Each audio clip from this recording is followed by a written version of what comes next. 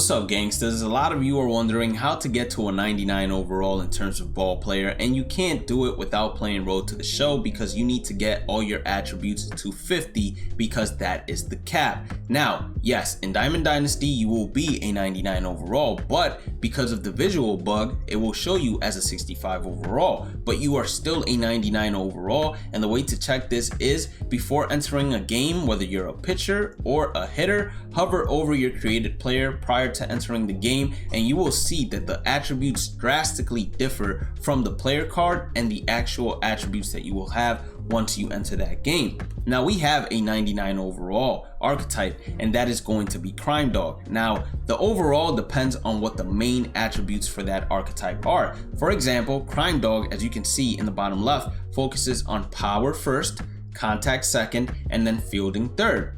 If you look at our perks go ahead and increase our contact, our power, and then I have two that will increase our fielding. So it's a pretty balanced out perks list. And then the equipment also has an effect on it as well. If you look at our attributes, instead of us having 87 contact, we actually have somewhere along the lines of 112 contact against both sides. And instead of 96 power, what we actually have is 121 power on both sides. Fielding, instead of it being an 80, it's actually a 96. So our third base Crime Dog is absolutely disgusting, if you were to ask me, if we wanted to play him at third base. And the equipment that I have, as I said previously, it does have an effect.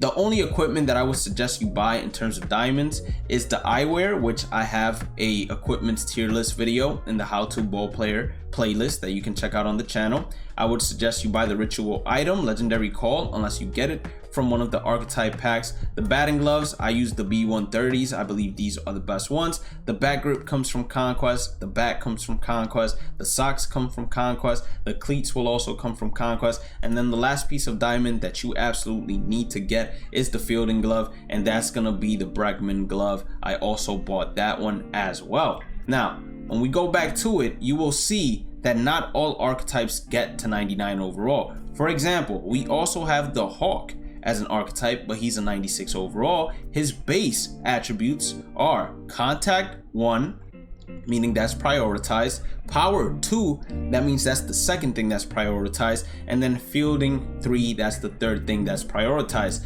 So if we would have had identical power numbers to the ones that we have in Crime Dog, while still having this amazing fielding that we currently have, which is 99, we would be a 99 overall. But unfortunately, because he does have significantly less power than Crime Dog, he isn't a 99 overall, but he's as close to it as you possibly can get with a 96.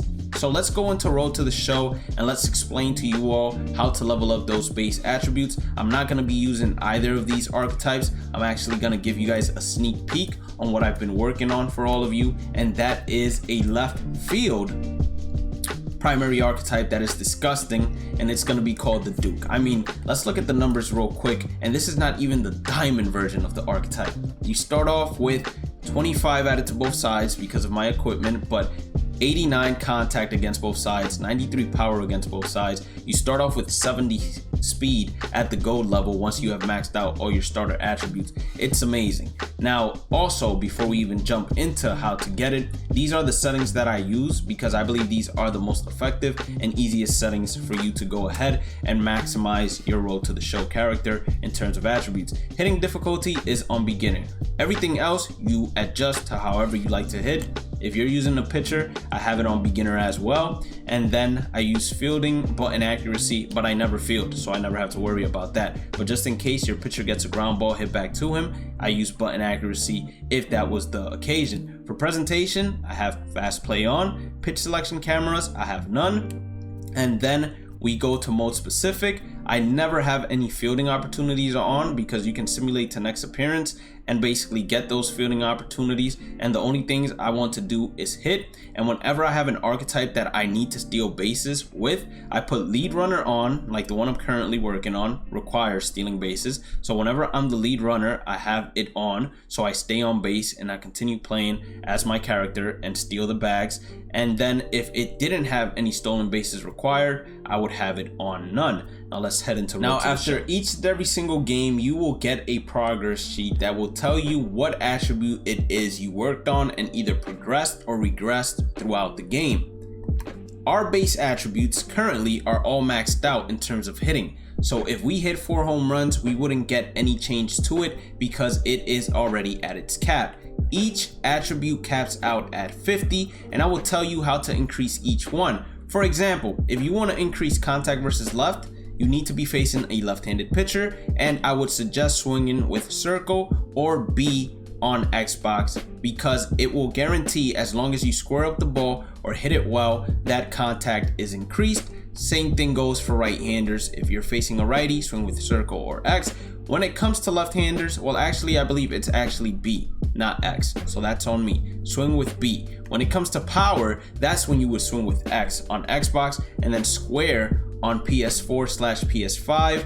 Clutch, you're going to be working on this as you drive in runs, so you don't have to worry about ever training this inside of a game because it's going to come in naturally. Bunting and drag bunting, obviously you're going to have to bunt inside the games, but since I don't care about bunting at all, I don't work on either of these. Plate vision is whenever you swing at a pitch inside the strike zone, it will increase. Whenever you swing at a pitch outside of the strike zone, it will decrease. Plate discipline, this is one of the attributes that I've worked on. Whenever I have a practice section, I just go ahead and increase it because I know as I continue playing, grinding out these archetypes, that my plate vision is going to also be getting increased. When it comes to fielding, durability, you increase it by just playing out games. Speed, whenever you get an extra base hit, it works on your speed. If you steal a base, it works on your speed. Stealing is getting a good jump. Whenever you're going to steal a base, that works on stealing, and also successfully stealing the base increases the progress that you get from it. Base running aggressiveness also comes from stealing, and practices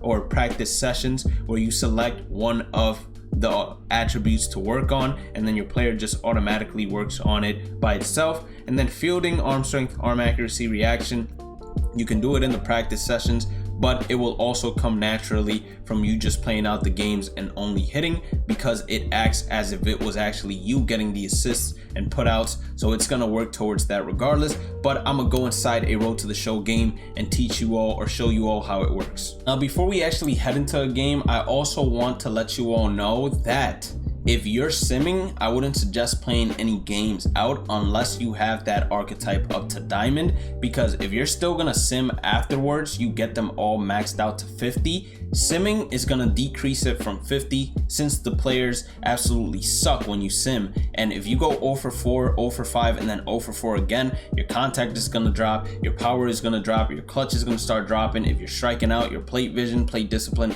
and all of that. So only begin working on this when it comes to playing actual games after you have maxed out or have gotten the archetype that you want up to diamond. And then when it comes to the training sessions, work on whatever is currently low for you. It will tell you the number of what is low. So for example, if it says contact versus left and power versus left and it's a 30, and then contact versus right and power versus right is a 45 each, clearly work in the training section on contact versus left and power versus left. Just like they can increase in a game, they can also decrease. Always keep that in mind, and you will see what triggers a decrease and what triggers an increase. So for example, right now we're facing a left-hander because I'm a switch hitter and I'm batting from the right-hand side. If I need to work on my contact, I'm swinging with circle or B. If I need to work on my power, I'm swinging with square, for example. Here, I'm working on my contact. So all I have to do is square up the ball, and as soon as I square up the ball, it's gonna increase my contact. As you can see, driving in runs increases your clutchness. You won't see this on the progress chart because it's already a 50 for me. We're still facing a lefty. All right, I just worked on my contact. I wanna work on my power at the same time. So now I go ahead and swing with square. I can get out, it doesn't matter, as long as the middle or I should say the inner yellow circle, not the outer one. As long as the inner yellow circle is somewhere near the ball or on the ball, it's gonna go ahead and allow you to increase whatever attribute it is you're working on. When it comes to contact or power, I wanted to get a base hit right there. Swung a little bit late, swung with square, so I'm swinging with power. As you can see, it gets increased regardless. Now, when it comes to stealing bags, I'm gonna give you guys a humongous tip that's gonna increase your success rate. It's not gonna give it to you 100% of the times, because I get caught stealing all the time. I'm not gonna lie to you all. I only have 70 speed and 64 stealing, because right now, equipment doesn't affect road to the show. It's a bug that they need to fix, because if equipment would affect road to the show, I'd actually have 91 speed and a lot more steal, so I'd be getting stolen bases a lot more effective. But you hold down R1, and what R1 is gonna do is it's gonna give your player a little bit of a lean towards whichever bag you're trying to go. And then holding down the left analog stick is gonna allow your player to return instantly to the bag, just in case they try to pick you off without you actually having to press down on the stick. Now, this is gonna be held down the entire time until you're ready to steal. As soon as you're ready to steal, you don't let go of the left analog stick. You just flick it towards the right and your runner will just start running. So as long as they don't quick pitch us, we should get a stolen base right here. So look at this. Look at the lean right now. Boom, hold down R1, got the little lean going on. Return is highlighted, so my player would have returned automatically if he would have picked me off, and then we stole the bag successfully. I put lead runner on because if I do have a runner on second base, clearly I can't steal the bag, so I leave lead runner on. That way I only get presented opportunities where I can steal bases. As soon as I steal third base, I just press next appearance, because clearly I'm not trying to steal home. But that's what you do. That's how you get your base attributes all up to 50. When it comes to pitching, it's more like throwing the pitches inside the strike zone when they don't swing and getting strikeouts with those pitches as well. Once I level a pitcher to diamond archetype, I will go ahead and show you all how to do it most effectively when it comes to pitching, so make sure you stay tuned for that. But if you're new here and ended up enjoying today's content, please make sure to hit that red subscribe button. Make sure to also hit that like button. Don't forget to follow me on all socials. If you would like to become a member of the channel, feel free to do so by pressing that join button next to that red subscribe button, and then playlist section, community tab, home tab. Go ahead and check all of those out. Within the channel, there's a lot of goodies there, and you get to see my other YouTube channels as well as my posts. And as always, have a blessed day and night. Stay positive, stay safe, stay blessed, and I will catch you all in the next one. Peace out.